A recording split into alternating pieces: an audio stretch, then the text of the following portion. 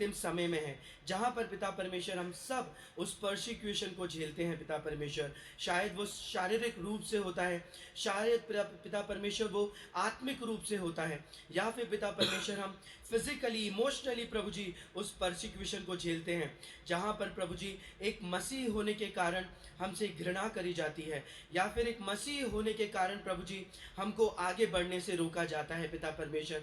हम जानते हैं प्रभु जी इन सब बातों के होने का पिता परमेश्वर प्रमाण आपने पहले से ही हमें दिया है।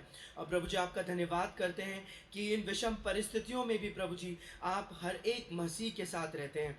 तो पिता परमेश्वर इस समय खासकर प्रभु जी जो भी NGOs हैं, जितनी भी कलीसियाएं हैं पिता परमेश्वर, जितने भी इंस्टीट्यूशन हैं प्रभु जी जो आपके नाम का झंडा लेकर प्रभु जी इस देश में इस दुनिया में कार्य करते हैं, और प्रभु जी उन पे परसिक्यूशंस आते हैं पिता परमेश्वर, उन सब को हम आपके हाथों में सौंपना चाहते हैं। प्रभु जी आपसे आज हम प्रार्थना मांगते हैं कि पिता परमेश्वर उनके विश्वास को प्रभु जी कभी आप डगमगाने नहीं दीजिएगा पिता परमेश्वर। उनके विश्वास रूपी नैया में पिता परमेश्वर आप जरूर ढाढ़स बांधिएगा पिता परमेश्वर, कि आपसे प्रभु जी वो हमेशा लगे रहें, चिपटे रहें प्रभु जी। पिता परमेश्वर हम खासकर आज अपनी कलीसिया के लिए प्रार्थना मांगते हैं, उन सारे विंग्स के लिए प्रभु जी जो हमारी कलीसिया में है पिता परमेश्वर, चाहे वो पास्टरेट कमेटी हो प्रभु जी, चाहे वो MMF हो प्रभु जी, चाहे वो MYF हो प्रभु जी, चाहे WSCS संडे स्कूल, और पिता परमेश्वर जो भी लोग पिता परमेश्वर विभिन्न चीज़ों में जुड़े हुए हैं, हर एक प्रभु जी विंग के लीडर को प्रभु जी हम आपके हाथों में सौंपते हैं प्रभु जी। उन सारे लीडर्स को पिता परमेश्वर आप ऐसा विजन दे पिता परमेश्वर कि प्रभु जी जो भी वो शारीरिक रूप से पिता परमेश्वर को परमेश्वर कार्य को करते हैं प्रभु जी, वो अपने विंग्स को प्रभु जी आत्मिक रीति से भी पिता परमेश्वर उठाने वाले हो सके, और पिता परमेश्वर उनके विंग्स प्रभु जी इस कलीसिया रूपी बॉडी को पिता परमेश्वर एक नए आयाम दे सके पिता परमेश्वर, एक नई सोच दे सके प्रभु जी, और एक नई ताकत देने वाली हो सके। इन विंग्स के पिता परमेश्वर सारे लोगों को भी प्रभु जी, उनके परिवारों को पिता परमेश्वर हम आपके हाथों में सौंपना चाहते हैं पिता परमेश्वर। इस समय को प्रभु जी हम आपके हाथों में सौंपते हैं प्रभु जी। हम धन्यवाद देते हैं प्रभु जी हमारी कलीसिया को पिता परमेश्वर, आपने दिनों दिन बढ़ाया है पिता परमेश्वर, हमें भरपूरी दी है प्रभु जी, चाहे वो आत्मिक रूप से हो, चाहे शारीरिक रूप से हो पिता परमेश्वर, और चाहे फिजिकली पिता परमेश्वर आपने इस चर्च को बढ़ाया हो प्रभु जी। हम सब आपका धन्यवाद देते हैं कि आपने प्रभु जी हमें कभी नहीं छोड़ा, हमारे साथ प्रभु जी आप हर एक विषम परिस्थितियों में बने रहे प्रभु जी। हम अपने सारे फ्यूचर प्लान्स को पिता परमेश्वर आपके हाथों में सौंपते हैं प्रभु जी। और पिता परमेश्वर कहीं पर भी अगर कोई कमी या कोई घटी है प्रभु जी, चाहे आत्मिक रूप से हो पिता परमेश्वर, चाहे शारीरिक रूप से हो प्रभु जी, हम सब प्रभु जी एज अ कलीसिया आपसे प्रार्थना मांगते हैं पिता परमेश्वर कि आप प्रभु जी उन चीज़ों को पिता परमेश्वर भरपूरी से पिता परमेश्वर पूरे करने वाले हो सकें।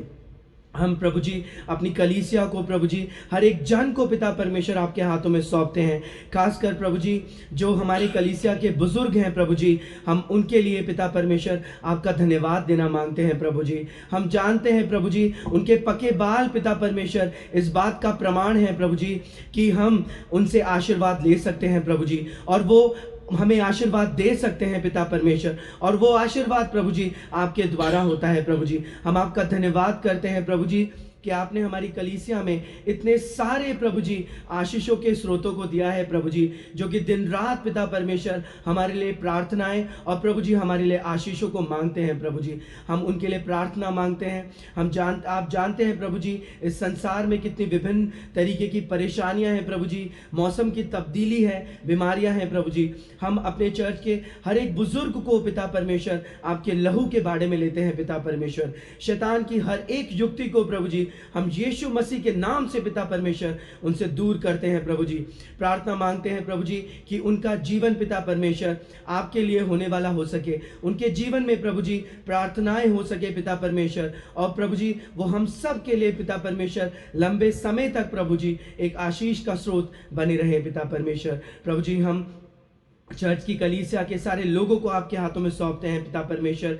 खासकर प्रभु जी जवानों को पिता परमेश्वर हम आपके हाथों में सौंपते हैं। आपसे प्रार्थना मांगते हैं पिता परमेश्वर, जब शैतान प्रभु जी अपनी भरमाने वाली आत्माओं को लेकर पिता परमेश्वर हमारे चर्च के जवानों को प्रभु जी अगर भरमाने की कोशिश करता है प्रभु जी, तो आज यीशु मसीह के नाम से प्रभु जी हम उसको आज डांट कर दूर करते हैं। अपने जवानों को पिता परमेश्वर हम आपके लहू के बारे में लेते हैं पिता परमेश्वर। आपके फरिश्तों की निगरानी में पिता परमेश्वर हम उन बच्चों को रखना मांगते हैं पिता परमेश्वर, कि शैतान प्रभु जी जब उनके सामने पिता परमेश्वर उन अपनी युक्तियों को लेकर आए प्रभु जी, तो आपके नाम से पिता परमेश्वर वो उसको डांट कर भगाने वाले हो सके। हर एक उस जिंदगी को प्रभु जी जो MYF में है पिता परमेश्वर, और आपके कलाम के द्वारा पिता परमेश्वर तैयार हो रही है, जिससे कि प्रभु जी वो एक फलदायी वृक्ष बन सके पिता परमेश्वर, उसको हम आपके हाथों में सौंपते हैं प्रभु जी। पिता परमेश्वर जिन लोगों के जन्मदिन पिता परमेश्वर इस दौरान है प्रभु जी, हम उनके जीवन के लिए प्रभु जी आपका धन्यवाद करते हैं और प्रभु जी प्रार्थना मांगते हैं, जब नया साल उनके जीवन में आता है प्रभु जी, एक नया मौका पिता परमेश्वर हम सबको प्रभु जी उस जन्मदिन के बाद पिता परमेश्वर मिलता है प्रभु जी, तो हम उस मौके को पिता परमेश्वर बहुमूल्य जानकर आपको एक अद्भुत रीति से पिता परमेश्वर एक नई रीति से खोजने की कोशिश करें, जिससे कि प्रभु जी आपके वचनों को पिता परमेश्वर हम अपने जीवन में ग्रहण करने वाले हो सकें। पिता परमेश्वर हम सब पूरी कलीसिया आज पिता परमेश्वर घुटनों पर आकर प्रभु जी अपने चर्च के जो लोग हैं पिता परमेश्वर जो बीमार हैं प्रभु जी उनके लिए प्रार्थना मांगते हैं पिता परमेश्वर। हम प्रार्थना मांगते हैं प्रभु जी कि आपकी चंगाई पिता परमेश्वर जो हमें आपके कोड़े खाने से मिल चुकी है प्रभु जी, वो चंगाई उनके जीवन में रिलीज हो सके। और पिता परमेश्वर हम धन्यवाद मांगते हैं प्रभु जी इस तूफानी समय के लिए प्रभु जी जो उनके जीवन में आया है पिता परमेश्वर। हम धन्यवाद देते हैं प्रभु जी कि आपने उनके जीवन में एक अवसर दिया है प्रभु जी जिसमें वो ठहर सके प्रभु जी, और आपकी ताकत को पिता परमेश्वर आपके नाम को पिता परमेश्वर अपने जीवन में जानने वाले हो सके प्रभु जी। हम सब प्रार्थना मांगते हैं प्रभु जी जो भी पिता परमेश्वर आत्मिक रीति से प्रभु जी आप उनके जीवन में तब्दीली लाना मांगते हैं प्रभु जी, वो जल्द से जल्द प्रभु जी वो तब्दीली आ सके पिता परमेश्वर, और इन विषम परिस्थितियों में पिता परमेश्वर वो तब्दील होकर पिता परमेश्वर बदल कर प्रभु जी एक नया इंसान बनकर बाहर आने वाले हो सके, जो पिता परमेश्वर एक जिंदा गवाही की तरह प्रभु जी आपके नाम को लेकर इस संसार में फैले, और प्रभु जी वो एक ऐसा वृक्ष बन सके जिसमें केवल पत्ते ही नहीं, जिसमें केवल ब्लेसिंग्स ही नहीं प्रभु जी, पर पिता परमेश्वर आपके आत्मिक फल भी पाए जाए प्रभु जी, जिससे जो भी प्रभु जी उनके जीवन को उस वृक्ष को देखे प्रभु जी उन फलों को भी देखे, और पिता परमेश्वर उन फलों को देखकर वो आपके नाम को महिमा देने वाले हो सके पिता परमेश्वर, आपकी महिमा प्रभु जी उनके जीवन में प्रकट होने वाली हो सके।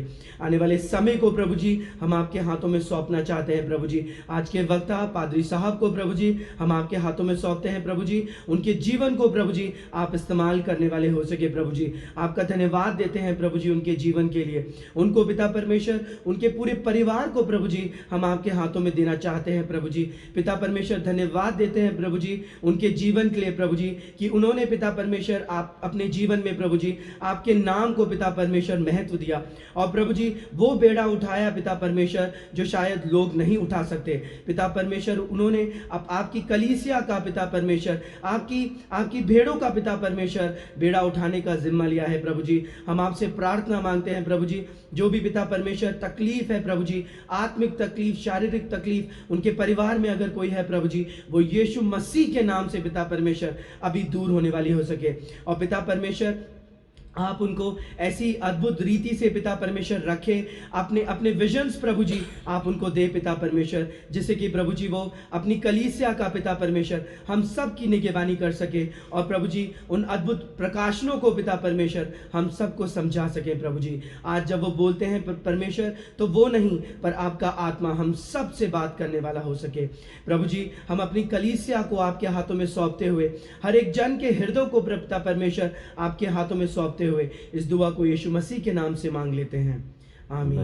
आए हमारे बाप तू जो आसमान पर है, तेरा नाम पाक माना जाए, तेरी बादशाहत आए, तेरी मर्जी जैसे आसमान पर पूरी होती है जमीन पर ही पूरी हो। हमारे रोज की रोटी आज हमें बख्श दे, जिस तरह हम कसूरवारों को माफ करते हैं तो भी हमारे कसूरों को माफ कर, आज़माइश में पड़ने दे बल्कि बुराई से बचा, क्योंकि बादशाहत कुदरत और जलाल हमेशा तेरे हैं, आमीन।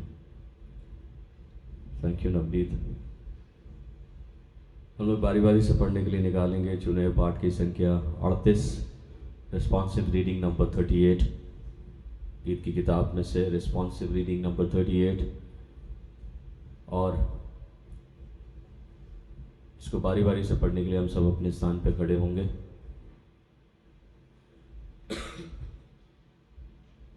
धार्मिक जागृति के लिए प्रार्थना।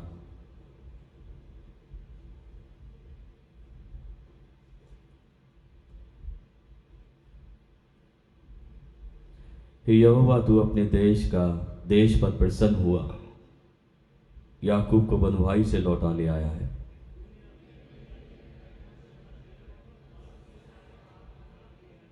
तूने अपने सारे रोष को शांत किया और अपने भड़के हुए कोप को दूर किया है।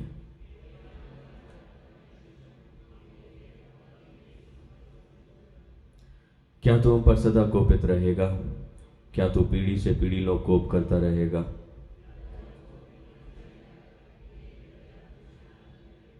यहोवा, अपनी करुणा हमें दिखा और तू हमारा उद्धार कर।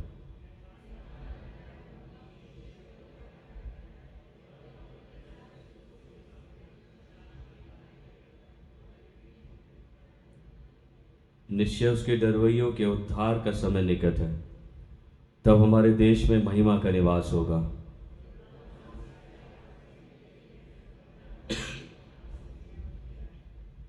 पृथ्वी में से सच्चाई उसकी और स्वर्ग से हर्ष झुकता है।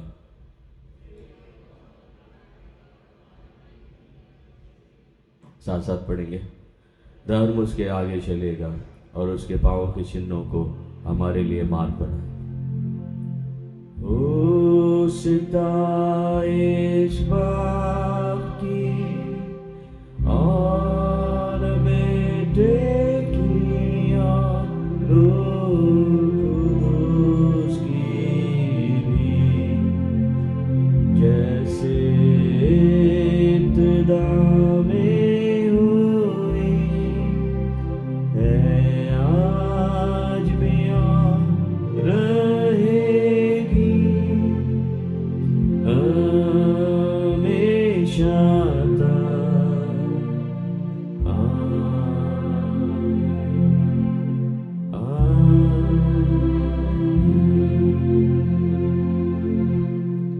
जमात फरमानी से बैठ जाए।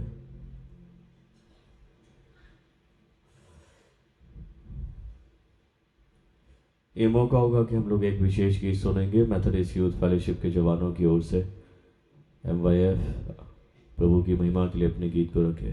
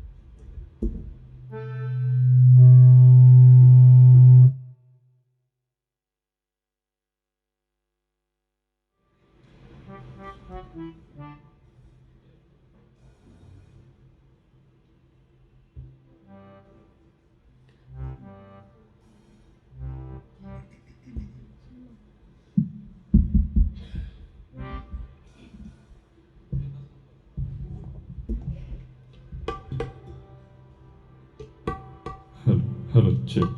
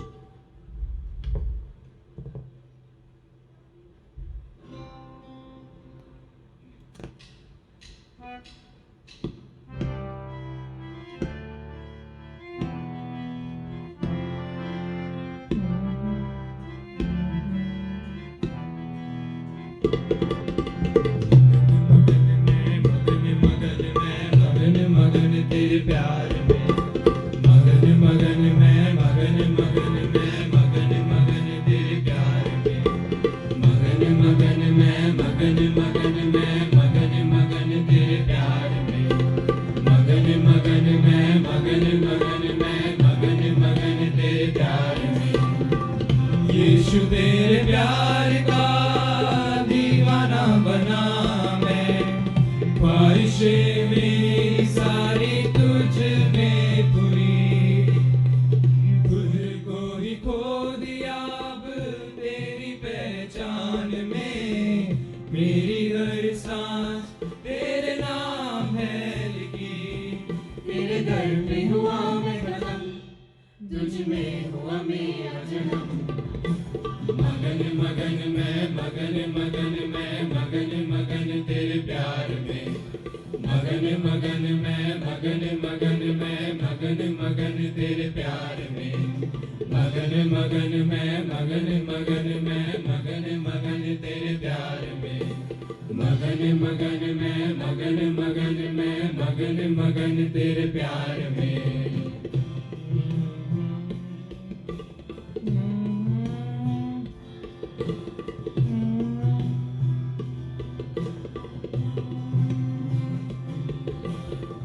गुलाम तेरे प्यार का बन के जी रहा हूँ, तेरी मुस्कुराहट तमन्ना मेरी, मांगू सोना चांदी ना जो चखा तेरे प्यार को, दुनिया की शान शोहरत भी किसी लगी, मैं छोड़ सब कुछ आया, तुझ में जन्नत पाया।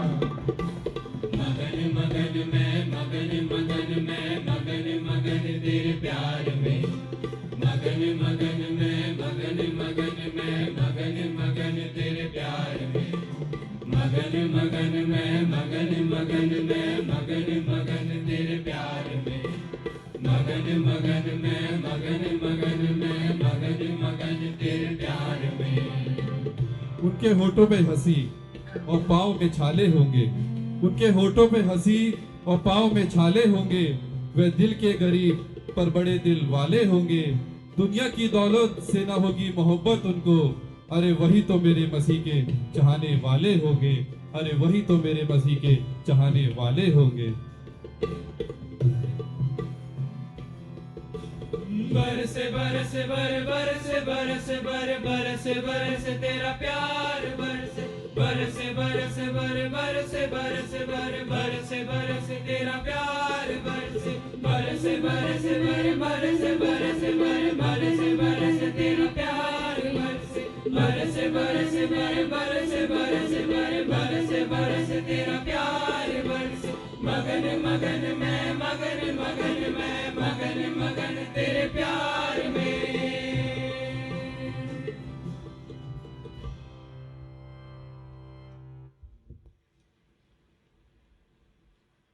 परमेश्वर का धन्यवाद हो इस सुंदर गीत के लिए।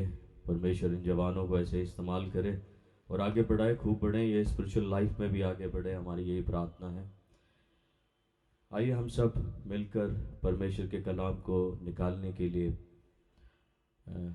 मनन करने के लिए, पढ़ने के लिए निकालेंगे। नए नियम में से लूका की इंजील उसका 13th चैप्टर, उसकी 10 आयत से लेकर 17 आयत तक। Gospel according to St. Luke chapter 13, 10 से 17। और इस स्क्रिप्चर पोर्शन को पढ़ने के लिए हम सब अपने स्थान पर खड़े होंगे ताकि हम प्रभु के वचन को ऑनर कर सकें। और मैं रिक्वेस्ट करूँगा कोई भी एक जन जिसने परमेश्वर का कलाम निकाल लिया हो वो इस पोर्शन को पढ़ने में मदद करे।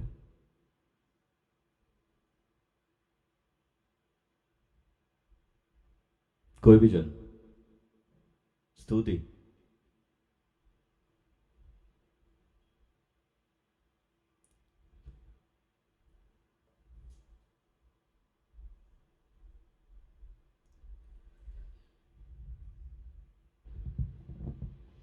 लूका उसका 13वां अध्याय उसकी 10 आयत से लेकर 17वीं आयत तक, जहाँ पर इस प्रकार से लिखा है। सब्त के दिन कुबड़ी स्त्री का चंगा करना, कुबड़ी स्त्री को चंगा करना। सब्त के दिन वह एक आराधनालय में उपदेश कर रहा था। वहाँ एक स्त्री थी जिसे 18 वर्ष से एक दुर्बल करने वाली दुष्ट आत्मा लगी थी, और वह कुबड़ी हो गई थी और किसी रीति से सीधी नहीं हो सकती थी। यीशु ने उसे देखकर बुलाया और कहा, हे नारी, तू अपनी दुर्बलता से छूट गई। तब उसने उस पर हाथ रखे और वह तुरंत सीधी हो गई और परमेश्वर की बढ़ाई करने लगी, इसलिए कि यीशु ने सब्त के दिन उसे अच्छा किया था। आराधनालय का सरदार रिसियाकर लोगों से कहने लगा, 6 दिन हैं जिनमें काम करना चाहिए, अतः उन्हीं दिनों में आकर चंगे हो, परंतु सब्त के दिन में नहीं। ये सुनकर प्रभु ने उत्तर दिया, हे कपटियों, क्या सब्त के दिन तुम में से हर एक अपने बैल या गधे को थान से खोलकर पानी पिलाने नहीं ले जाता? तो क्या उचित ना था ये स्त्री जो अब्राहम की बेटी है, जिसे शैतान ने 18 वर्ष से बांध रखा था, सब्त के दिन इस बंधन से छुड़ाई जाती? जब उसने ये बातें कहीं तो उसके सब विरोधी लज्जित हो गए, और सारी भीड़ उन महिमा के कामों से जो वह करता था आनंदित हुई। परमेश्वर के वचन के पढ़े और सुने जाने पर आशीष। आमीन। Amen. Praise God from whom all blessings flow. Praise Him all creatures here below. Praise Him above in heavenly host. Praise Father, Son, and Holy Ghost. Amen. जब मैं पानी से बैठ जाए, मैं आपके सामने चर्च अनाउंसमेंट रखता हूँ। चर्च अनाउंसमेंट इस तरीके से है। हमारे रविवार की आराधना का समय सुबह 9 बजे का है। संडे स्कूल का समय भी सुबह 9 बजे का है। लास्ट संडे आप लोगों ने जो हदिया दिया उसका अमाउंट है ₹51,717, 51,717 रुपये। कुछ लोगों ने अपनी शुक्रगुजारियों को प्रभु के सामने अर्पण किया है, और ये ऑनलाइन जो दी गई शुक्रगुजारी है प्रभु की बेटी की ओर से 1700 रुपये के रूप में, जो मेरे पास नोटिफिकेशन है। हम इस शुक्रगुजारी को प्रभु के सामने अर्पण करते हैं। और साथ ही साथ रेजिल के मम्मी पापा ने उसके जन्मदिन के उपलक्ष्य में एक शुक्रगुजारी रखी है, और हम इस शुक्रगुजारी को भी परमेश्वर के सामने अर्पण करते हैं। एक और शुक्रगुजारी प्रभु के परिवार की ओर से रखी है, और हम इस शुक्रगुजारी को भी परमेश्वर के सामने अर्पण करते हैं। प्रार्थना यही है, प्रभु हमेशा इनका ख्याल रखे और आशीषित बनाए रखे।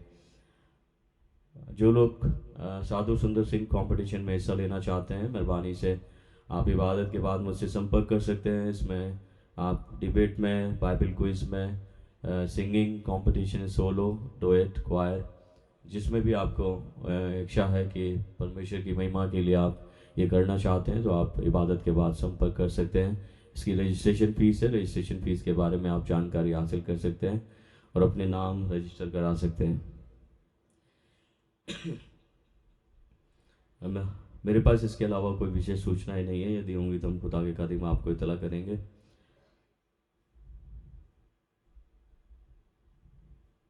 इन शुक्रगुजारियों के वास्ते आइए हम लोग दुआ मांगते हैं, प्रार्थना करें।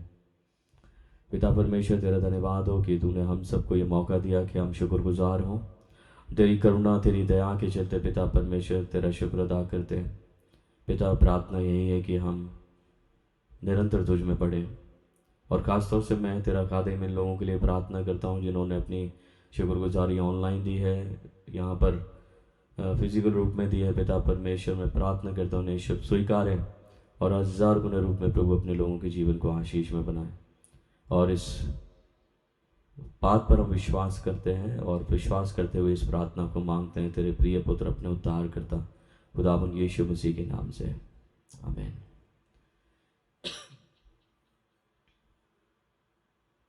इससे पहले कि हम लोग परमेश्वर के कलाम को सुने, आइए क्वायर के ज़रिए प्रभु की महिमा का आनंद उठाएं और वर्शिप में जुड़े। चर्च क्वायर।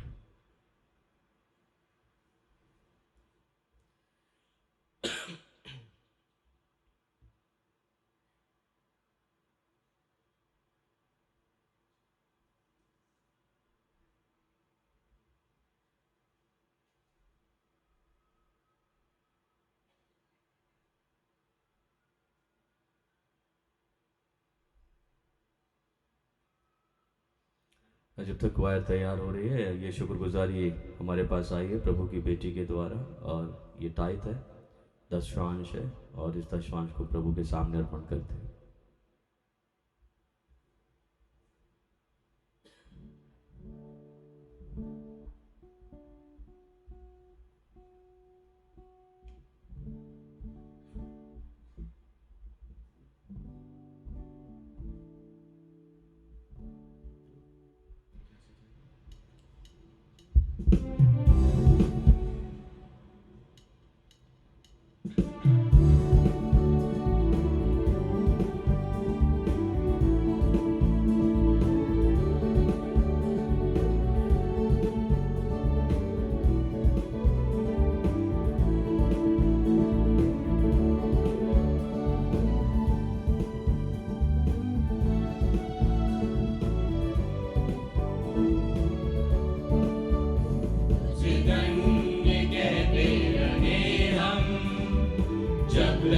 जीवन रहे, आवाज देते रहे हम, तेरा नाम ऊंचा रहे।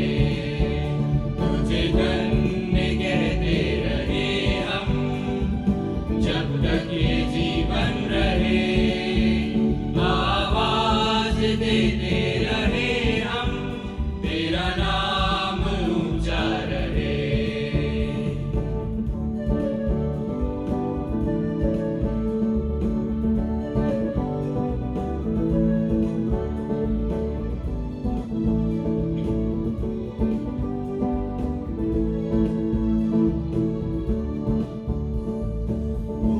शिखर पर्वतों के करते हैं तुझको नमन, नदियों से बहता हुआ जल गाता है तेरा भजन।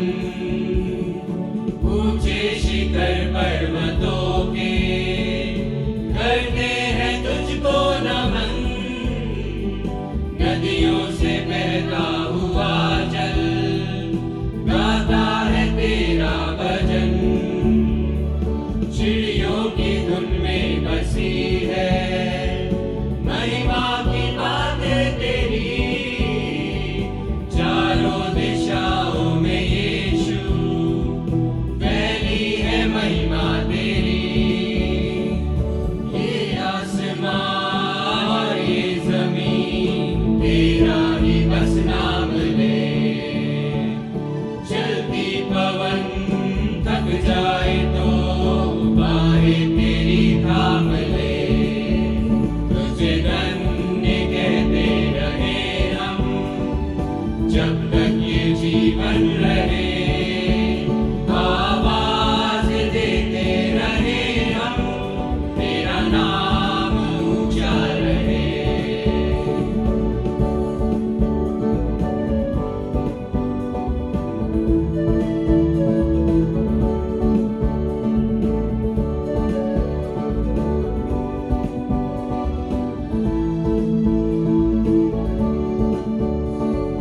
फूलों में तेरी महक है, कलियों में तेरी हंसी, हर एक मानव में यीशु तेरी ही सांसें बसी।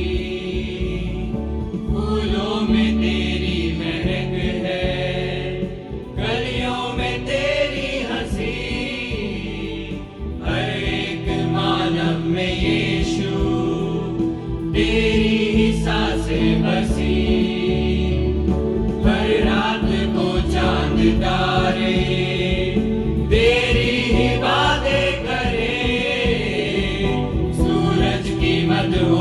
किरणें तेरी चमक से डरे।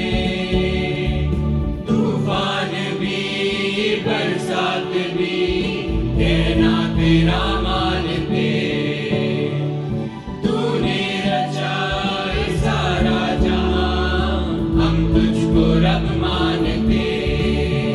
तुझे धन्य कहते रहे हम, जब तक ये जीवन रहे। आवाज देते रहे हम, तेरा नाम ऊंचा रहे। तुझे धन्य कहते रहे हम, जब तक ये जीवन रहे। आवाज देते रहे हम, तेरा नाम ऊंचा रहे।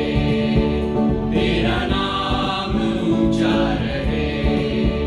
तेरा नाम ऊंचा रहे।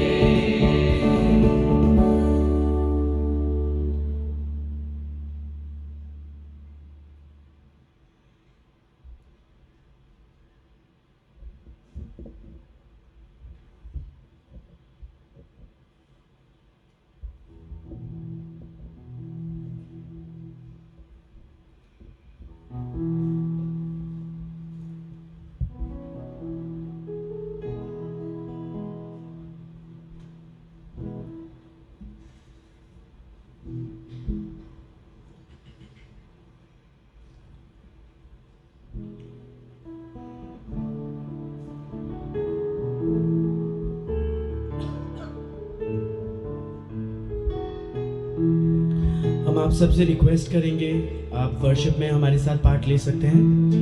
अगर कोई शारीरिक तकलीफ है तो आप बैठे भी रह सकते हैं, पर आपसे रिक्वेस्ट है अगर आप खड़े हो जाएं तो।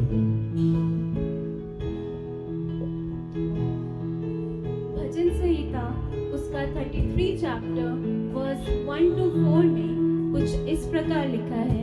हे धर्मियों, यहोवा के कारण जय जयकार करो, क्योंकि धर्मी लोगों को स्तुति करना सोती है।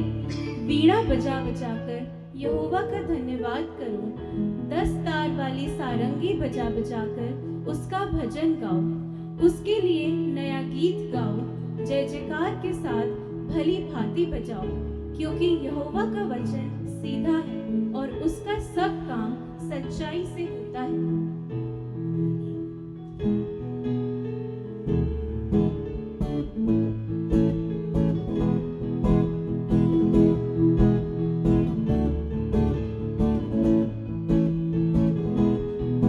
जिस नाम में है मुक्ति, जिस नाम में है शक्ति, जिस नाम में है शांति, देता वो नाम चंगाई।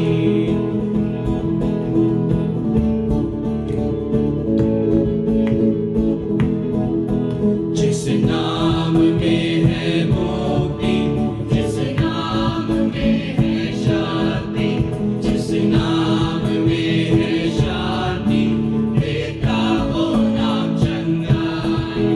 जिस नाम में है जिंदगी, यीशु है वो नाम। जिस नाम में है जिंदगी, बोलो यीशु है वो नाम। यीशु तेरा नाम सबसे ऊंचा है। यीशु तेरा नाम सबसे ऊंचा है।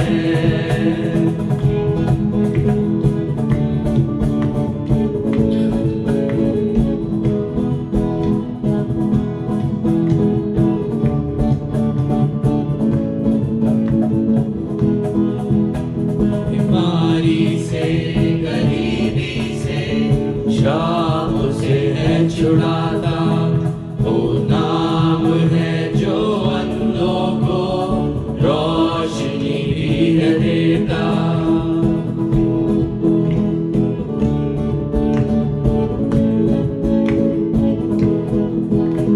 बीमारी से, गरीबी से, शाप से है छुड़ाता।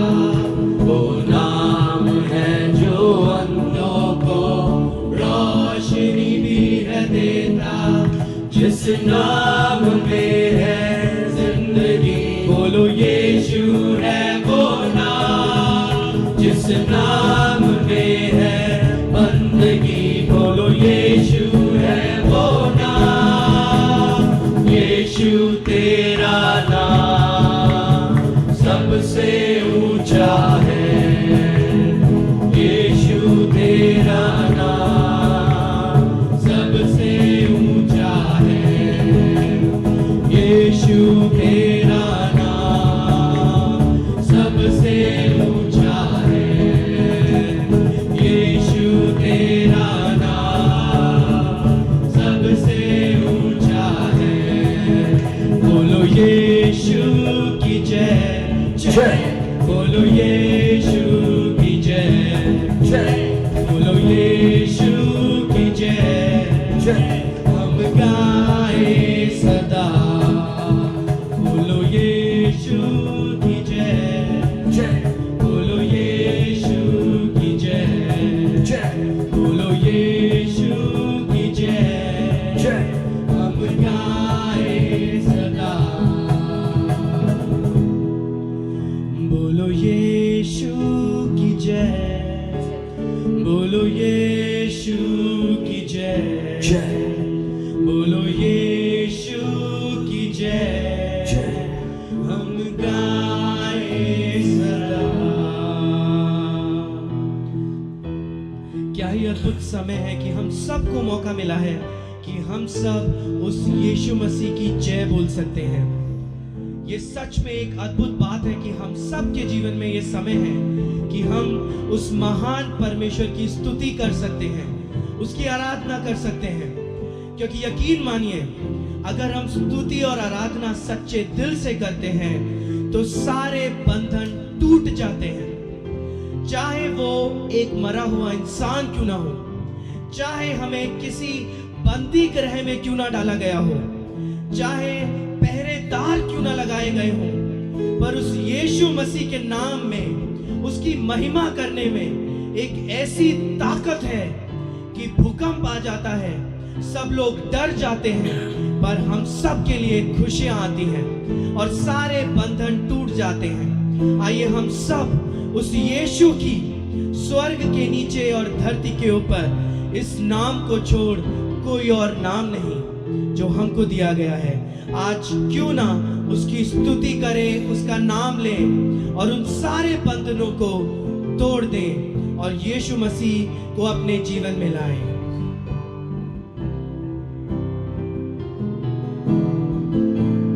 तेरी स्तुति और आराधना करता हूँ मैं तुझसे प्रार्थना, महिमा से तेरी तू इस जगह को बढ़, जो भी तू चाहे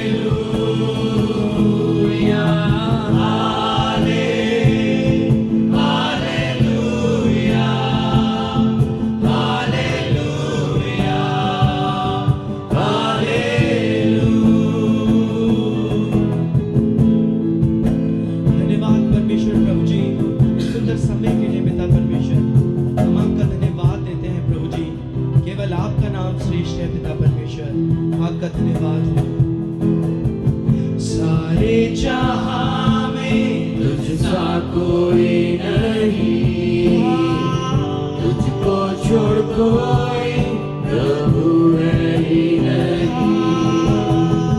घुटने में टेकूं बस तेरे सामने, तू है मेरा प्रभु, तू मेरा पिता। हालेलुया, हालेलुया,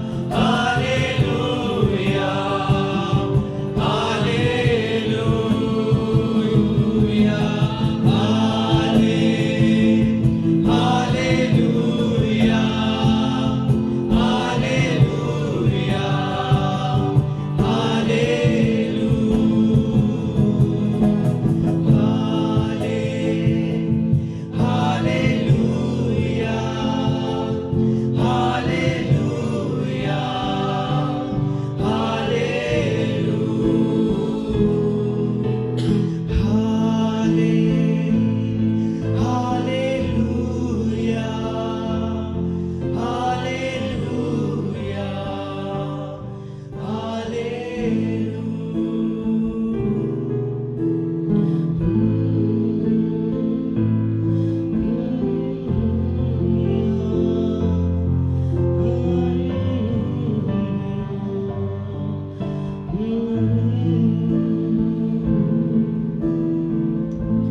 महान सामर्थ्य अनुग्रहकारी परमेश्वर प्रभु जी, हम आपका धन्यवाद करते हैं सुंदर समय के लिए पिता परमेश्वर।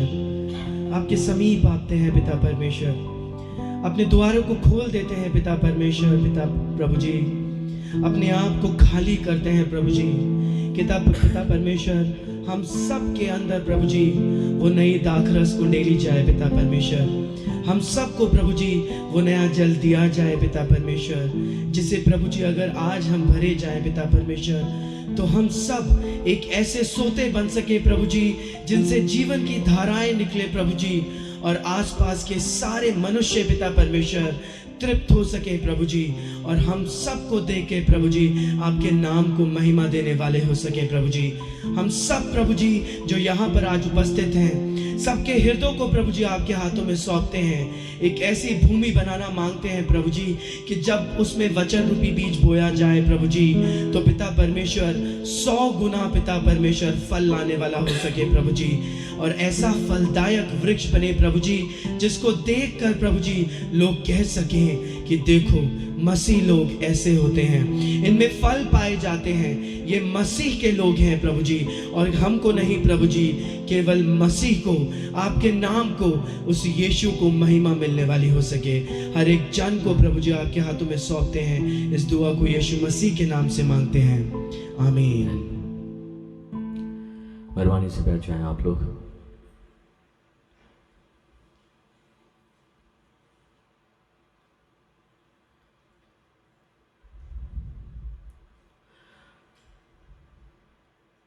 मैं थोड़ी देर के लिए भूल जाना चाहता हूं कि मेरा गला खराब है।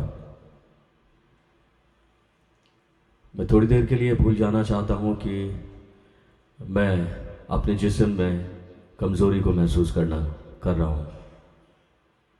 ये मेरा अपना थॉट है इस सुबह के वक्त के लिए। आप क्या भूल जाना चाहते हैं? क्योंकि मैं जानता हूं कि आप में से कई लोग ऐसे होंगे जो किसी न किसी तकलीफ में होंगे, किसी न किसी परेशानी में होंगे, लेकिन परमेश्वर के भवन में आकर आप क्या भूल जाना चाहते हैं? क्या आप भूल जाना चाहते हैं कि आप तकलीफ में हैं? क्या आप भूल जाना चाहते हैं कि आप परेशानी में हैं? क्या आप भूल जाना चाहते हैं कि आपके मस्तिष्क में एक द्वंद्व चल रहा है? क्या आप भूल जाना चाहते हैं?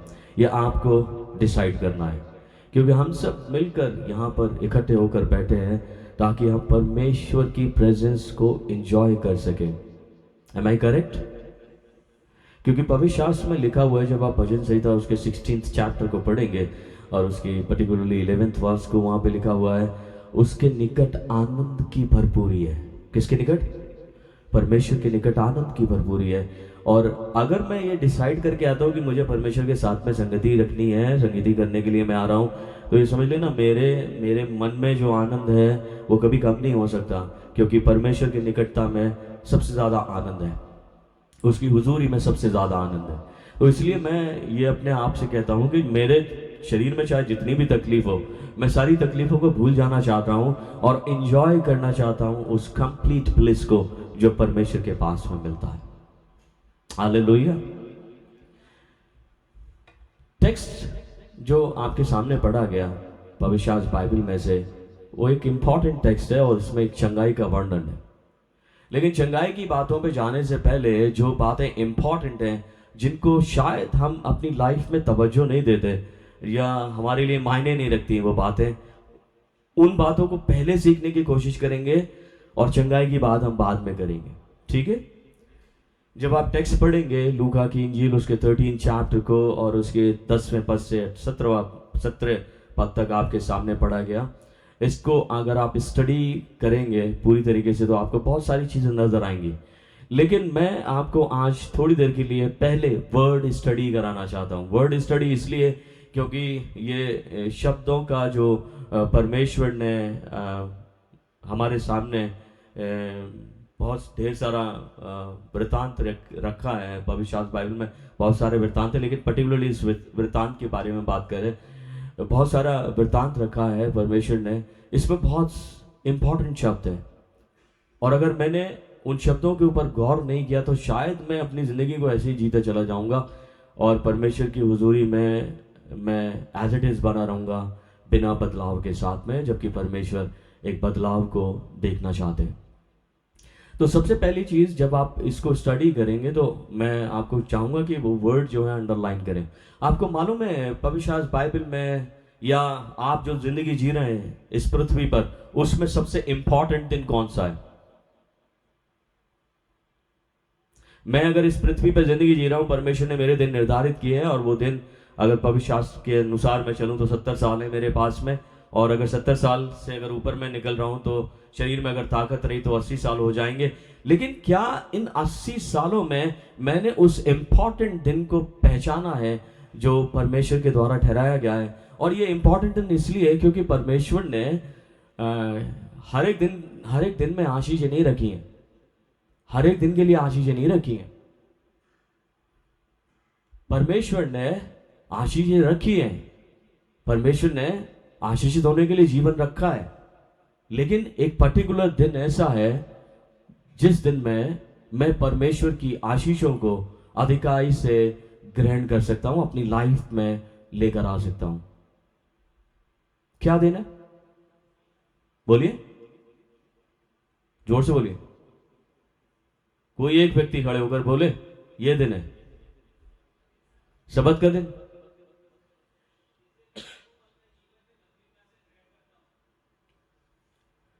सबत का दिन, ठीक है। जब आप क्रिएशन अकाउंट पे जाएंगे, जेनेसिस की किताब पे जाएंगे, और जब जेनेसिस की किताब को जब आप पढ़ेंगे तो वहां पे आपको मिलेंगे दिन। क्या मिलेंगे? दिन, ठीक है। दिन, पहला दिन, क्या परमेश्वर ने पहले दिन को आशीष दी? हाँ या ना? कहीं लिखा कि ये पहला दिन है और इस दिन को परमेश्वर आशीष दे रहा है। दूसरा दिन, क्या परमेश्वर ने दूसरे दिन के लिए आशीष के शब्द बोले? हाँ या ना? नहीं बोले। तीसरा दिन, चौथा दिन, पांचवा दिन, छठा दिन, इवन मेरे और आपकी उत्पत्ति के दिन में भी उसने आशीष के शब्द नहीं बोले। तो आशीष के शब्द किस में बोले? जब आप सेकंड चैप्टर में जाएंगे वहां पर आपको मिलेगा, पर्टिकुलरली स्टार्टिंग वर्सेस में परमेश्वर ने 7वें दिन विश्राम किया और 7वें दिन को क्या दी? आशीष दी, और उस दिन को क्या ठहराया? पवित्र ठहराया, ठीक है। तो पर्टिकुलर एक दिन है जिसको परमेश्वर ने आशीष दी है और इस दिन को पवित्र ठहराया है। और इस दिन की महत्वता को अगर मैंने नहीं समझा, इस दिन के कॉन्सेप्ट को अगर मैंने नहीं समझा, तो मैं इस पृथ्वी पर बहुत भारी गलती करूंगा। और यूजुअली देखा यह क्या है, इवन संडे वर्शिप में जो है लोग इस दिन की महत्वता को समझते नहीं है। आज का दिन जो है परमेश्वर ने ठहराया है। मैं अपने कॉन्टेक्स्ट की बात कर रहा हूं, मैं इजराइल के कॉन्टेक्स्ट की बात नहीं कर रहा हूं। इसलिए किसी भी जगह पर आप रहते हैं, आप अपने कॉन्टेक्स्ट में उस दिन को देखिए। इजराइल के कॉन्टेक्स्ट में जाओगे तो इजराइल के कॉन्टेक्स्ट में वो दिन फर्क है, लेकिन मैं भारत देश का निवासी हूं और मुझे भारत देश के निवासी होने के साथ में मुझे अपने कॉन्टेक्स्ट में इस दिन को देखना है। और अगर अपने कॉन्टेक्स्ट में इस दिन को देख रहा हूं तो मेरे लिए आज का दिन बहुत इंपॉर्टेंट है। यीशु मसीह के लिए सब्त का दिन इंपॉर्टेंट है ना, क्योंकि पहला शब्द जो मैं आपको वर्ड स्टडी कर रहा हूं वो सब्त के दिन के बारे में स्टडी करा रहा हूं। और सब्त के दिन में सबसे ज्यादा भारी गलती हम लोग करते हैं। कभी रियलाइज किया, कभी एनालाइज किया कि मैं सब्त के दिन में भारी गलती कर रहा हूं, है ना? क्या भारी गलती करता हूं मैं? स्टडी कर लेते हैं थोड़ी देर के लिए। आइज़ाया चैप्टर 58 निकालेंगे, उसकी 13 वर्स को हम लोग 13 वर्स से पढ़ने की कोशिश करेंगे। आइज़ाया चैप्टर 58 और 13 वर्स मैं चाहता हूं कि आप मेरे साथ निकाल के पढ़ें। प्रभु का कलाम बिल्कुल स्पष्ट है और परमेश्वर का वचन बदलता नहीं है। सबसे पहली चीज, परमेश्वर का वचन बदलता नहीं है, उसके कमांडमेंट बदलते नहीं है ना, उसकी सोच बदलती नहीं है। परमेश्वर एज इट इज है, युगान युग एक सा है। और अगर परमेश्वर युगान युग एक सा है तो वो एक सी सोच रखता है और एक सा ही एक्सपेक्ट करता है अपने लोगों से कि वो करें और आशीष पाए। तो 13 वर्स में क्या लिखा है? 13 वर्स में लिखा हुआ है 58 चैप्टर, आइज़ाया चैप्टर 58 उसकी 13 वर्स में लिखा हुआ है, यदि तू विश्राम दिन को अशुद्ध ना करे। ठीक है, मैंने इसलिए ये बात पहले बोली थी कि जब हम परमेश्वर की हुजूरी में होते हैं या हम परमेश्वर की उपस्थिति में होते हैं वो सबसे ज्यादा आनंदमय टाइम होता है ना। लेकिन अगर मैं पर्सनली, अगर व्यक्तिगत तौर पे अपनी लाइफ में एनालाइज करने बैठूं तो मेरे लिए परमेश्वर के साथ में बैठना, उसकी हुजूरी में उपस्थित रहना आनंद में समय नहीं होता है। बहुत सारे लोगों के लिए आनंद में समय नहीं होता है क्योंकि उनको परमेश्वर की हुजूरी में बैठने में बोरियत होती है। और अगर परमेश्वर की हुजूरी में बैठने में बोरियत होती है तो उनका आनंद कहीं और है, ऐसे लोगों का आनंद कहीं और है। वो शायद अपने फ्रेंड्स की संगति में आनंदित होते होंगे, वो शायद अपने फैमिली की संगति में आनंदित होते होंगे, वो शायद इस संसार में जिस भी वस्तु में उन्हें आनंद मिलता होगा, जिस भी चीज में उन्हें आनंद मिलता होगा उसमें आनंदित होते होंगे। लेकिन परमेश्वर का कलाम अगर मुझसे ये कहता है कि सबसे ज्यादा आनंद परमेश्वर की संगति में है तो मुझे सबसे ज्यादा आनंदित होना चाहिए इस पृथ्वी पर, है ना। और परमेश्वर ने मुझे आनंद करने का दिन दिया है। ये आनंद करने का दिन है मेरे लिए कि मैं प्रभु के पास उपस्थित होकर परमेश्वर में आनंदित हो जाऊं। आनंदित किस वास्ते? कि जब मैं परमेश्वर की उन आशीषों को रिसीव करूंगा मेरा हृदय आनंद से भर जाएगा, क्योंकि मैं इस पवित्र दिन में हूं। और परमेश्वर का सबसे पहला कलाम ये कहता है कि इस दिन को कोई भी व्यक्ति अशुद्ध ना करे। पहला वर्ड है अशुद्ध ना करे। अगर मैं इस दिन की महत्वता को समझता हूं, मालूम है लाइफ क्यों आशीषित नहीं होती है। मैं मटेरियलिज्म से कभी भी आशीषों को नहीं तोलता। अगर मेरे पास बहुत कुछ है, संसार की सारी वस्तुएं हैं, इसका मतलब यह नहीं कि मैं एक आशीषित लाइफ बिता रहा हूं। आशीष है परमेश्वर की निकटता में है, आशीष है परमेश्वर के उस मिरास को हासिल करने में है जो उसने मेरे और आपके लिए तैयार किया है। आशीष है परमेश्वर के उस ग्रेस को हासिल करने में है जिसको मैं अपने जीवन में परमेश्वर की तरफ से पाता हूं। आशीष जो है परमेश्वर की उस फॉरगिवनेस को हासिल करने में है जिसको परमेश्वर की तरफ से हम सब लोग रिसीव करते हैं, वो आशीषें हैं। आशीषें जो है परमेश्वर के उस इटर्नल प्लान में शामिल होने के लिए है जो परमेश्वर ने हर एक मानव जाति के लिए बनाया, जो उस पर बिलीव करे, जो उस पर विश्वास करे, जो उसकी निकटता को हासिल करे। आशीषें उसमें है, आनंद उसमें है जो परमेश्वर देने वाला है। और इसीलिए जो सब्त का दिन है यीशु मसीह के लिए बहुत इंपॉर्टेंट है।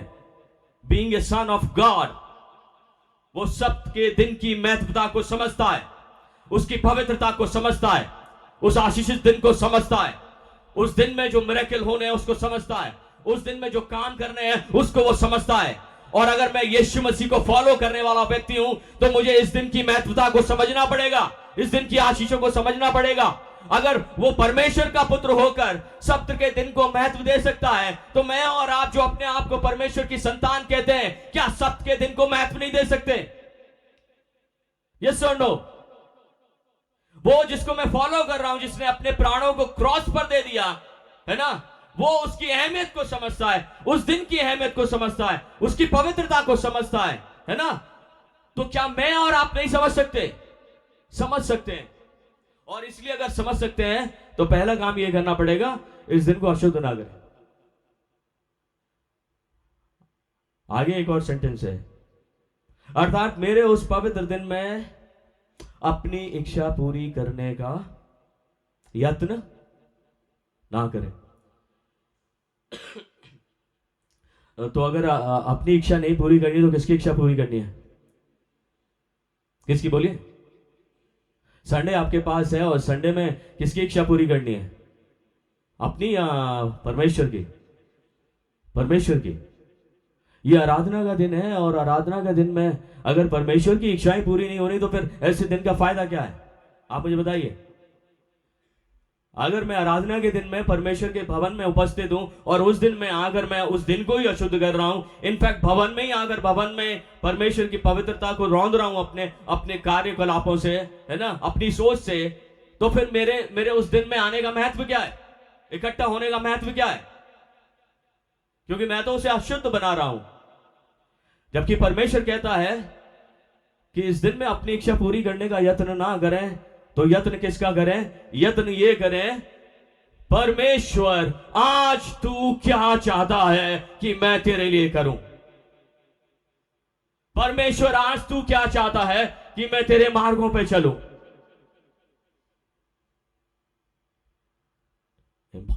इंपॉर्टेंट है। मैंने बोला ना, आनंद, विश्राम दिन को आनंद का दिन मानना है। आनंद किसके साथ में? परमेश्वर के साथ। ठीक है।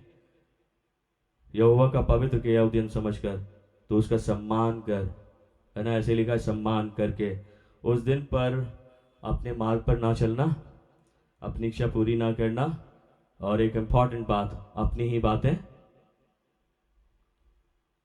बोलिए, अपनी ही बातें। किसकी बातें बोलूं?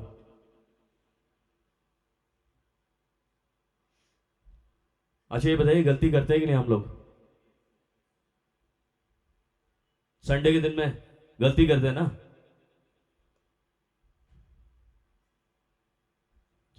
तो परमेश्वर तो बड़े स्पष्ट तरीके से बात कर रहा है। मालूम है सुख क्यों नहीं है? क्योंकि हम गलती पर हैं। और परमेश्वर क्या कहता है? परमेश्वर ये कहता है, देखिए, सब ना बोल दिया उसने। यदि तू अपनी इच्छा पूरी ना करे, अपने मार्ग पर ना चले, अपनी बातें ना बोले, तो तू यहोवा के कारण सुखी रहेगा। समबड़ी से हालेलुया। मैं परमेश्वर के कारण सुख से रहूंगा अगर मैं इस दिन की महत्वता को समझ गया, इसकी पवित्रता को, इसकी आशीषों को समझ गया। मैं तुझे देश के ऊंचे स्थानों में चलने दूंगा। मैं तेरे मूल पुरुष याकूब के भाग की उपज में से तुझे खिलाऊंगा, है ना। यहोवा के मुख से यह वचन निकला है। परमेश्वर कह रहा है कि मैंने जो है ना आशीषों को जोड़ के रखा है, कनेक्ट करके रखा है, सब्त के दिन से आशीषों को कनेक्ट करके रखा है। मैं आशीषित क्यों नहीं हो पा रहा हूं? क्योंकि मैं परमेश्वर के इस हुक्म के ऊपर अपने आप को नहीं चला पा रहा हूं, इस दिन की महत्वता को नहीं समझ पा रहा हूं। मैं इसलिए अपने परिवार के लिए सुख नहीं बटोर पा रहा हूं। मैं इनफैक्ट याकूब के घराने की आशीषों को अपने ऊपर लेकर नहीं आ पा रहा हूं, अपने फैमिली के ऊपर लेकर नहीं आ रहा हूं, क्योंकि मैंने इस दिन की महत्वता को समझा नहीं है।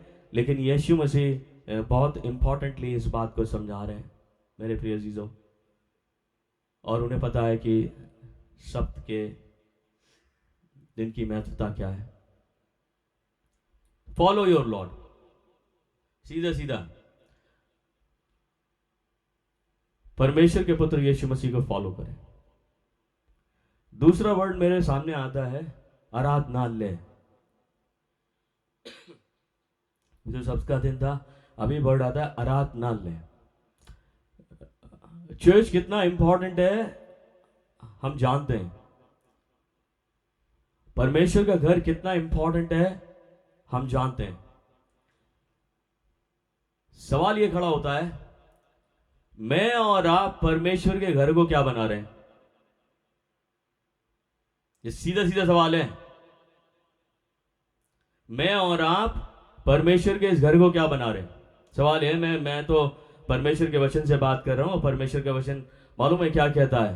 परमेश्वर के भवन के बारे में, खासतौर से उसके घर के बारे में, आराधनालय के बारे में सुलेमान ने बहुत अच्छे से लिखा है। जब आप स्टडी करेंगे सबोपदेशक की किताब को, और पर्टिकुलरली 5th चैप्टर की पहली आयत को जब आप पढ़ोगे, वहां पे सुलेमान क्या कहता है मालूम है?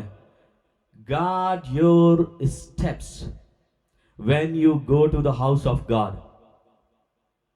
उसने सिंपल बोला और सरल तरीके से बोला, guard your steps when you go to the house of God. कभी ध्यान में आया कि परमेश्वर के कलाम में यह भी लिखा हुआ है कि परमेश्वर के भवन में जाने से पहले मुझे अपने स्टेप्स को गार्ड करना है? कभी नहीं सोचा हमने कभी नहीं सोचा कि परमेश्वर के भवन में आ तो रहे हैं, चल तो रहे हैं, जा तो रहे हैं, लेकिन मुझे केयरफुल रहने की जरूरत है। अपने कदमों को केयरफुल रखने की जरूरत है। मुझे अपने कदमों को जो है गार्ड करने की जरूरत है परमेश्वर के भवन में जाने से पहले। कभी सोचा? कभी नहीं सोचा ना, क्योंकि हम सिंपल इसको एक मतलब इमारत मानते हैं, इमारत। और इमारत में आते हैं। अब सवाल यह खड़ा होता है कि प्रभु यीशु मसीह जब इस पृथ्वी पे थे, उन्होंने परमेश्वर के भवन की महत्वता को समझा। शुभम, माइक पे ध्यान दो।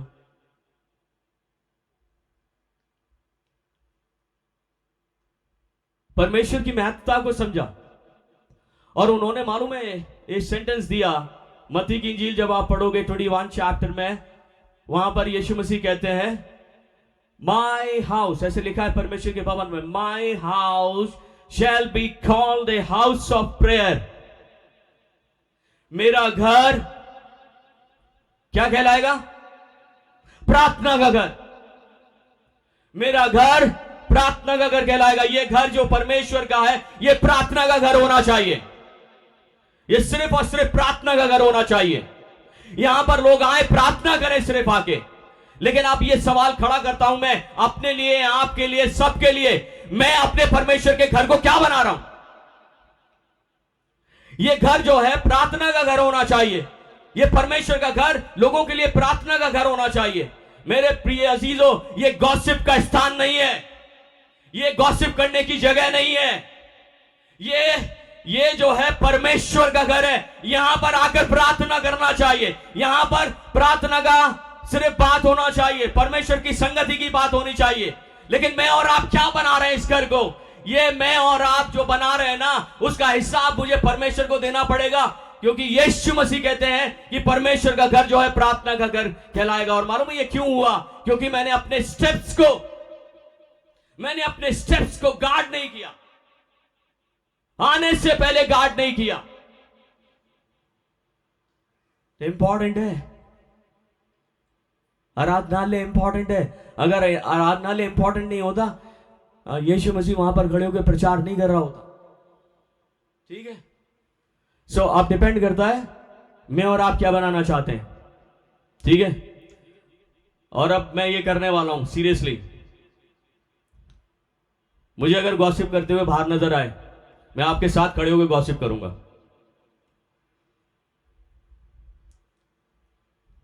सिंपल। मैं भी तो देखूं कि परमेश्वर से बढ़कर और क्या चीज है। मैं भी तो देखूं कि परमेश्वर से बढ़कर, उसकी संगति से बढ़कर और क्या चीज है। मैं भी तो रियलाइज करूं कि शायद मैं गलत हूं, शायद मैं इधर ऑल्टर से गलत बोल रहा हूं, लेकिन मैं भी तो वो एक्सपीरियंस करना चाहता हूं कि परमेश्वर से बढ़कर, उसकी प्रार्थना से बढ़कर, उसकी संगति से बढ़कर और क्या चीज है, और किस में आनंद आता है। इंपॉर्टेंट है। और मैं परमेश्वर की आत्मा में इस बात को कह रहा हूं, क्योंकि अगर मैंने सप्त के दिन की इंपॉर्टेंस को नहीं समझा, मैंने आराधनालय की इंपॉर्टेंस को नहीं समझा, तो मैं इस संसार में बिल्कुल अपनी मूर्खता में अपनी जिंदगी को जी रहा हूं। तीसरा वर्ड आता है उपदेश। उपदेश जो मुझे इस टेक्स्ट में मिला, उपदेश।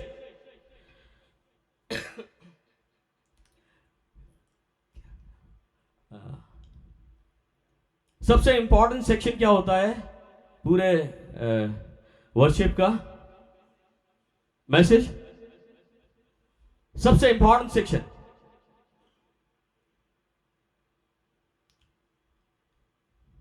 मैसेज, उपदेश। क्यों जरूरी है उपदेश?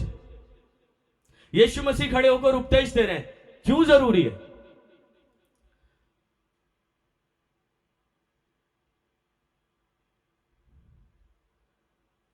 मैं सवाल करना चाहता हूं आपसे, आप और मैं समझदार बनना चाहते हैं या मूर्ख बनना चाहते हैं? बोलिए। सबसे पहली बात याद रखिएगा, उपदेश इसलिए इंपॉर्टेंट है क्योंकि उपदेश व्यक्ति को समझदार बनाते हैं। somebody से हालेलुया। उपदेश व्यक्ति को समझदार बनाते हैं। भजन संहिता उसका 119वां अध्याय और उसकी 104वीं आयत को अगर आप पढ़ेंगे, वहां पे लिखा हुआ है, मैं तेरे उपदेशों के द्वारा समझदार हो जाता हूं और सारे मिथ्या मार्गों से बैर रखता हूं। यह बिल्कुल स्पष्ट लिखा है। भजन संहिता 119वां अध्याय उसकी 104वीं आयत में लिखा हुआ है, मैं तेरे उपदेशों के द्वारा क्या हो जाता हूं? समझदार हो जाता हूं और सारे मिथ्या मार्गों से मैं बैर रखता हूं। सारे मिथ्या मार्ग, कोई एक बात नहीं बोली उसने। और जो परमेश्वर के वचन को सुनते हैं, परमेश्वर के वचन को मानते हैं, वो ये रियलाइज कर पाते हैं उनके लिए क्या सही है, क्या गलत है। वो एनालाइज कर पाते हैं अपनी लाइफ के लिए क्या गलत है, क्या सही है, और जो सही है उसको वो चुनते हैं क्योंकि वो परमेश्वर के वचन को अपनी जिंदगी में अपनाकर समझदार हो जाते हैं। और जब समझदार हो जाते हैं, परमेश्वर का वचन ये कहता है कि वो सारे झूठे मार्ग जो शैतान के द्वारा दिखाए जाते हैं, सारा झूठा आनंद जो शैतान के द्वारा दिखाया जाता है, वो सारे झूठे आनंद को त्याग कर, सारे झूठे मार्गों को त्याग कर परमेश्वर के वचन के द्वारा समझदारी को हासिल करते हैं। और जो समझदार व्यक्ति है ना, वो इन बातों की महत्वता को समझते हैं, परमेश्वर की इंपॉर्टेंस को समझते हैं, परमेश्वर के भवन की इंपॉर्टेंस को समझते हैं, उसके इस दिन की इंपॉर्टेंस को, जिस दिन में उसने आशीष दी है उसकी इंपॉर्टेंस को समझते हैं, क्योंकि वो समझदार हो जाते हैं। इंपॉर्टेंट है परमेश्वर का वचन, मैं नहीं कह रहा। और दूसरी चीज बहुत ही अच्छे तरीके से लिखा गया है, भजन संहिता 119वां अध्याय पढ़ने कभी आपको बहुत सारी चीजें मिलेंगी, लेकिन एक इंपॉर्टेंट चीज मैं बता रहा हूं।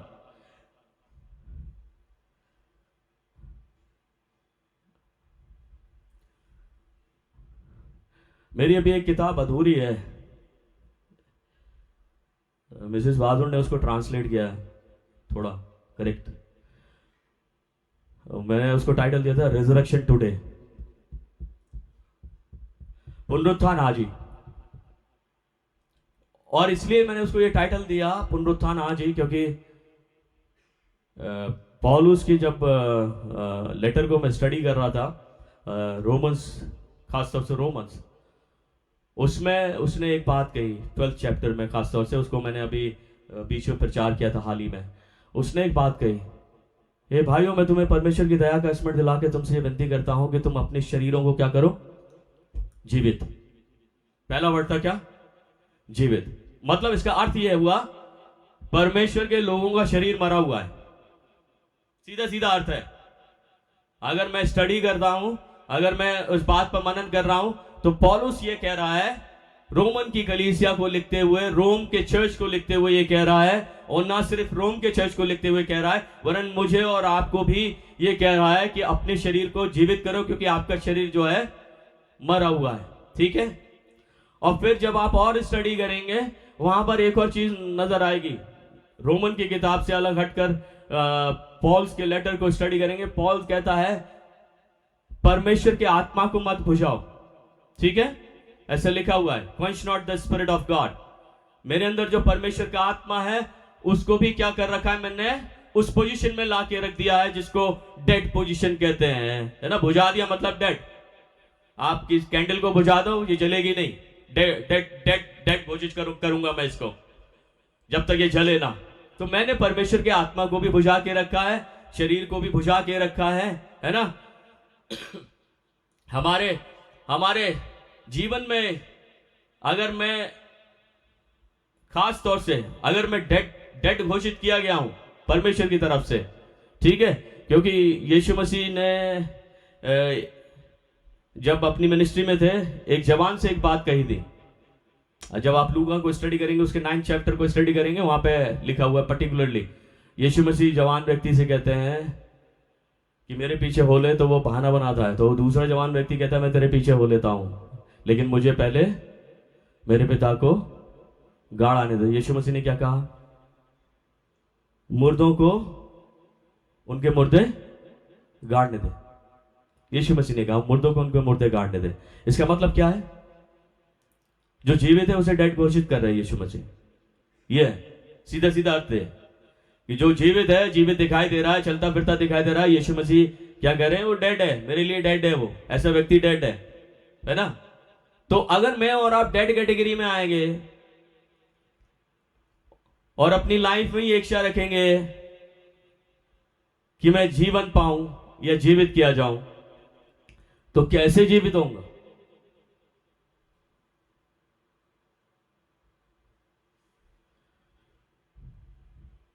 मैं कैसे जीवित हो सकता हूं? मैं अपने शरीर को कैसे जीवित कर सकता हूं? अपनी आत्मा को कैसे जीवित कर सकता हूं?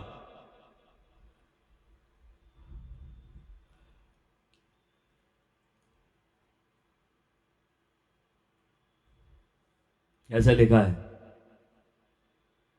यूहन्ना की इंजील में, उसके 5वें चैप्टर में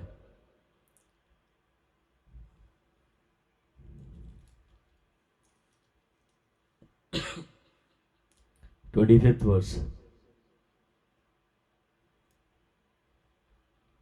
मैं तुमसे सच सच कहता हूं, वह समय आता है और अब है जिसमें मृतक परमेश्वर के पुत्र का शब्द सुनेंगे, और जो सुनेंगे वो जिएंगे। हालेलुया। उपदेश क्यों इंपॉर्टेंट है? मैं आपको उसकी इंपॉर्टेंस बता रहा हूं। यीशु मसीह क्यों उपदेश दे रहा है? आराधनालय में खड़े होकर उसकी इंपॉर्टेंस बता रहा हूं, क्योंकि ऐसा लिखा हुआ है कि जो मृतक परमेश्वर के पुत्र का शब्द सुनेंगे, और जो सुनेंगे वो जिएंगे। जो सुनेंगे वो ही जिएंगे, जो नहीं सुनेंगे वो नहीं जिएंगे। सिंपल। सुनना इंपॉर्टेंट है। यीशु मसीह के वचनों को सुनना, उपदेशों को सुनना इंपॉर्टेंट है। यीशु मसीह ऐसे ही उपदेश नहीं दे रहा है, वो तो लोगों को जीवन देने के लिए उपदेश दे रहा है। और इसीलिए भजन संहिता में लिखा हुआ है, उसके 119वें अध्याय में, खासतौर से अगर मैं गलती ना करूं 93 वर्स में लिखा हुआ है कि मैं तेरे वचनों के द्वारा जीवन पाया हूं। ऐसे लिखा हुआ है, बिल्कुल स्पष्ट। तेरे वचन के द्वारा मुझे जीवन मिलता है, मैं जिलाया गया हूं। तो अगर मैं जिंदा होना चाहता हूं तो क्या करना पड़ेगा? उपदेश सुनने पड़ेंगे कि नहीं? सुनने पड़ेंगे, क्योंकि ये उपदेश मुझे करेक्ट करते हैं। ये उपदेश मुझे गलत रास्ते पे जाने से बचाते हैं। ये उपदेश मुझे परमेश्वर से कनेक्ट करते हैं। ये उपदेश जो है मेरे जीवन को बेहतर बनाते हैं। ये उपदेश जो है मेरे जीवन में आशीषों को लेकर आते हैं। ये उपदेश जो है मेरे जीवन में आशाओं को लेकर आते हैं, क्योंकि एक जगह वो कहता है कि तेरे उपदेशों के कारण मुझे आशाएं मिलती हैं। तो अगर मैं अपने जीवन में आशाओं को जीवित रखना चाहता हूं, खुद को जीवित रखना चाहता हूं, या समझदार होना चाहता हूं, मिथ्या मार्गों से पैर रखना चाहता हूं, तो मेरी लाइफ में परमेश्वर का वचन होना चाहिए, उसका उपदेश होना चाहिए। और अगर मैंने इन बातों को महत्व नहीं दिया तो मैं सबसे अभागा इंसान इस पृथ्वी पर। जरूरी है। और इसीलिए ये वर्ड स्टडी जो प्रभु ने आज इस सुबह के लिए रखी, हमारे लिए जरूरी थी।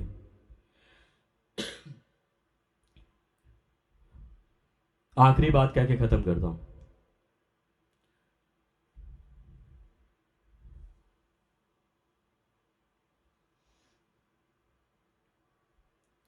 मैंने स्त्री के बारे में अभी वर्णन नहीं किया है, लेकिन मैं उस स्त्री के बारे में ज़्यादा प्रचार नहीं कर पाऊंगा क्योंकि ज़्यादा समय हो जाएगा। लेकिन एक बात ज़रूर कहना चाहता हूं,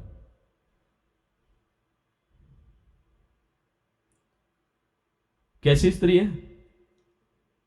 बोलिए, कितने वर्ष से? किसने दुर्बल किया? किसने दुर्बल किया? पवित्र आत्मा ने नहीं किया। दुर्बल किसने बनाया?